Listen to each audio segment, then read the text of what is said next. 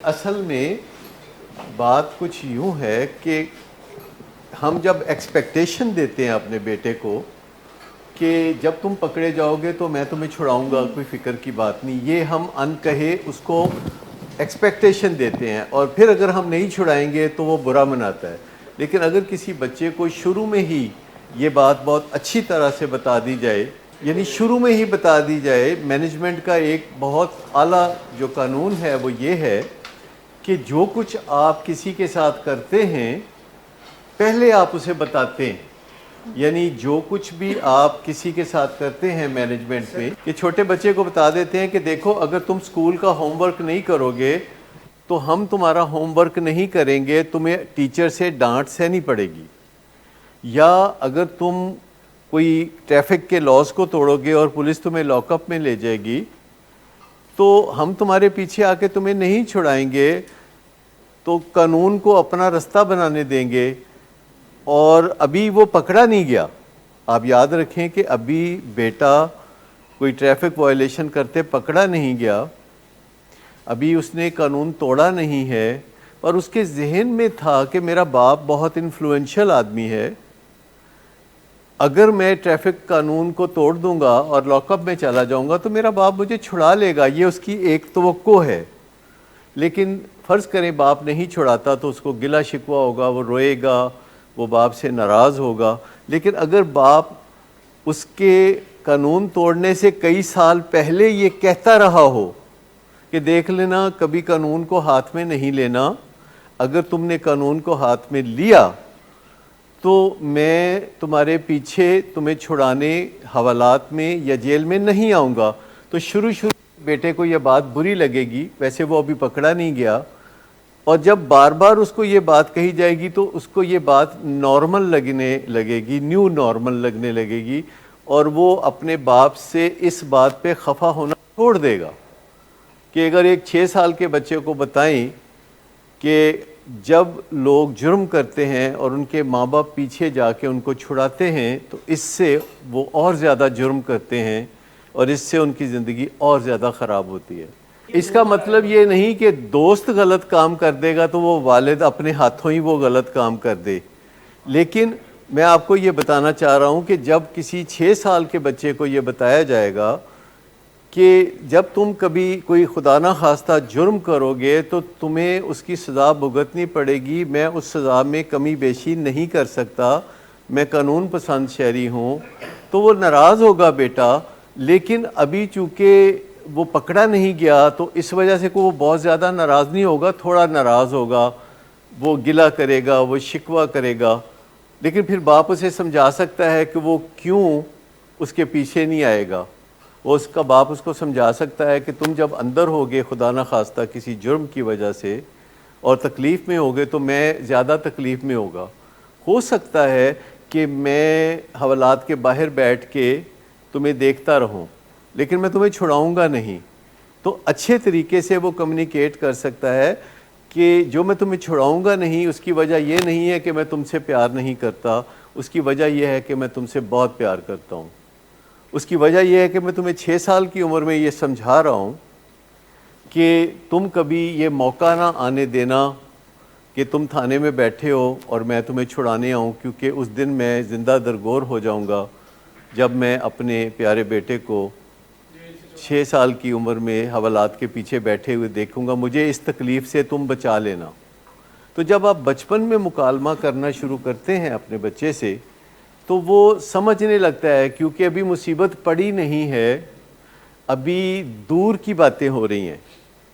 لیکن جو ہمارا کلچر ہے وہ نہایت خاموشی سے آپ کو اور باقی سب بچوں کو یہ سکھا دیتا ہے کہ جب بھی وہ مصیبت میں پڑیں گے، جب بھی وہ حوالات جائیں گے یا جیل جائیں گے یا قانون کو اپنے ہاتھ میں لیں گے تو ان کے ماں باپ، ان کے بہن بھائی اور ان کے جو دوست ہیں وہ ان کے پیچھے آ کے ان کو چھڑائیں گے۔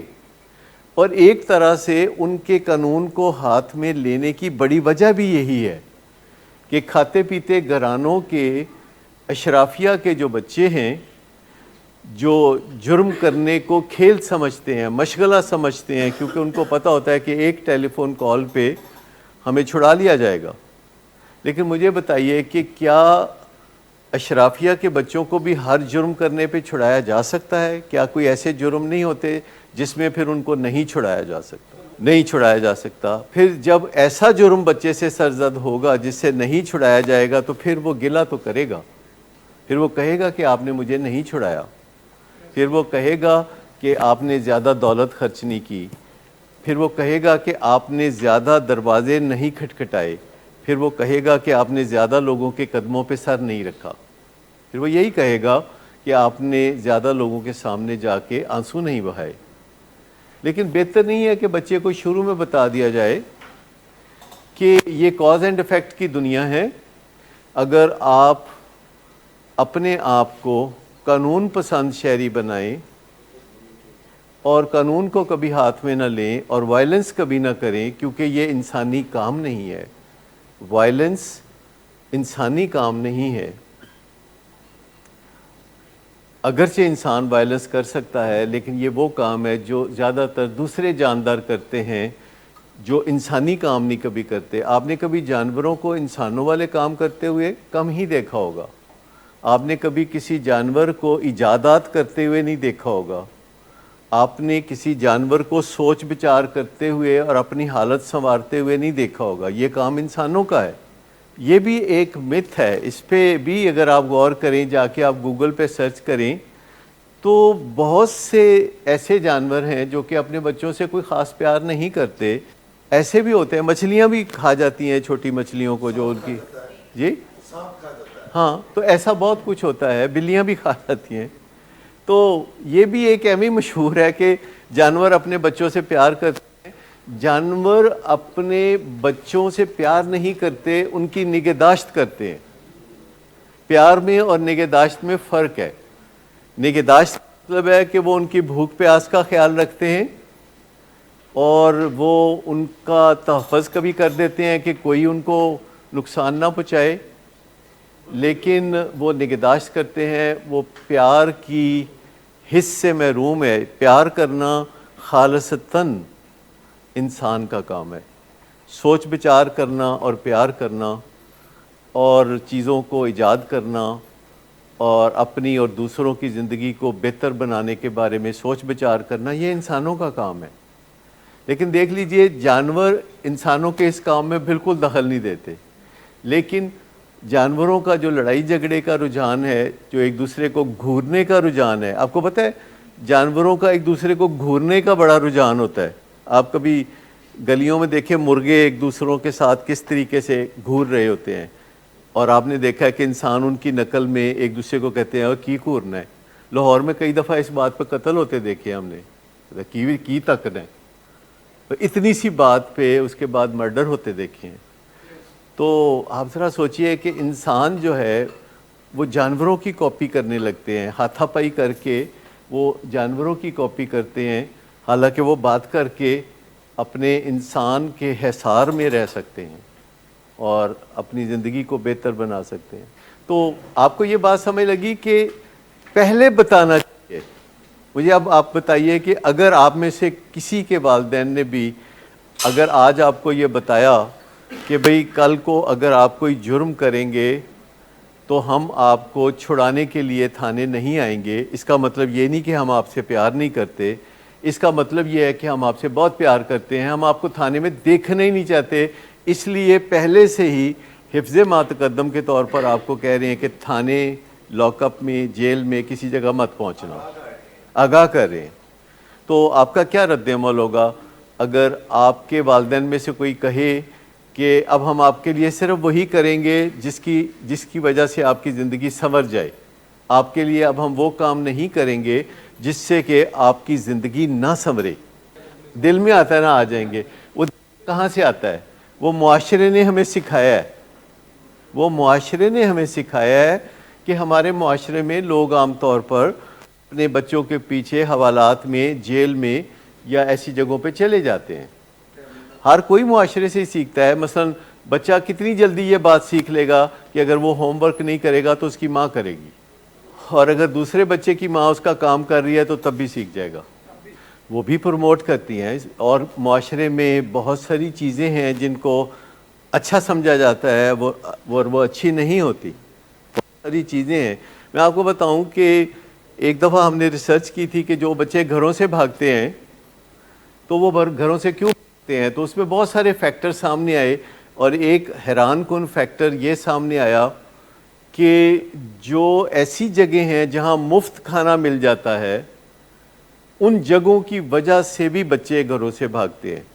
میں آپ کو بتا رہا ہوں کہ میں جنرلی بات کر رہا ہوں کہ ہم نے 2005 میں ایک ریسرچ کی تھی, اور اس ریسرچ کا جو نتیجہ ہے ایک کتاب کی شکل میں انٹرنیٹ پہ موجود ہے, وہ صداقت کلینک کی ویب سائٹ پہ موجود ہے, اور اس کا نام ہے کہاں کہاں سے گزر گیا. آپ کو ضرور پڑھنی چاہیے. اب میں آپ کو کہہ رہا ہوں کہ آپ کا بڑا دل کرتا ہے گھر سے بھاگنے کا. There is somebody out there. ان کو علم تھا کہ میں بھی لوگوں کے ایسے کام آیا ہوا ہوں.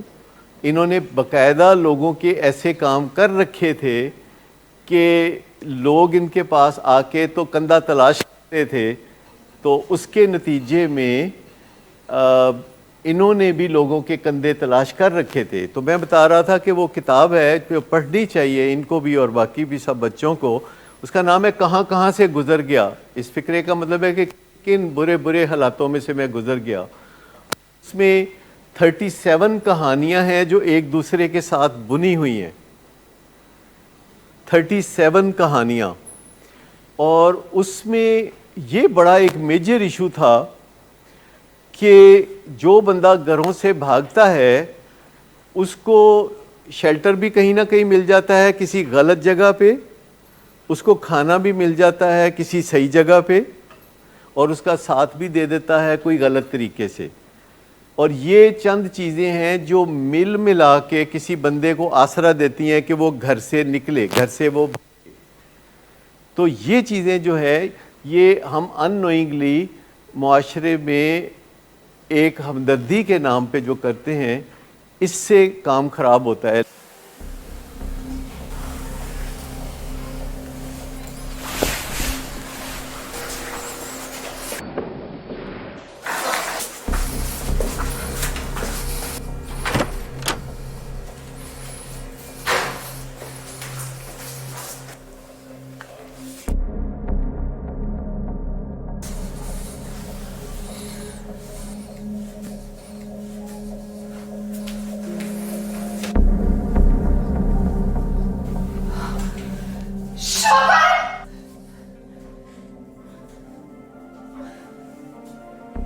شراب نوشی کی وجہ کردار کی خرابی نہیں، موڈ کی خرابی ہے. شراب نوشی کبھی بھی نشے کی بیماری میں بدل سکتی ہے. نشے کی بیماری ہر سٹیج پر قابل علاج ہے. مدد حاصل کیجیے کیونکہ وہ ایسا نہیں کرے گا. ولنگ ویز سے مدد حاصل کیجیے، کہیں سے بھی مدد حاصل کیجیے، لیکن فوری مدد حاصل کیجیے. جس معجزے کے انتظار میں آپ نے بہت دیر کر دی اب وہ دستک دے رہا ہے. مدد حاصل کیجیے، مدد حاصل کیجیے، مدد حاصل کیجیے.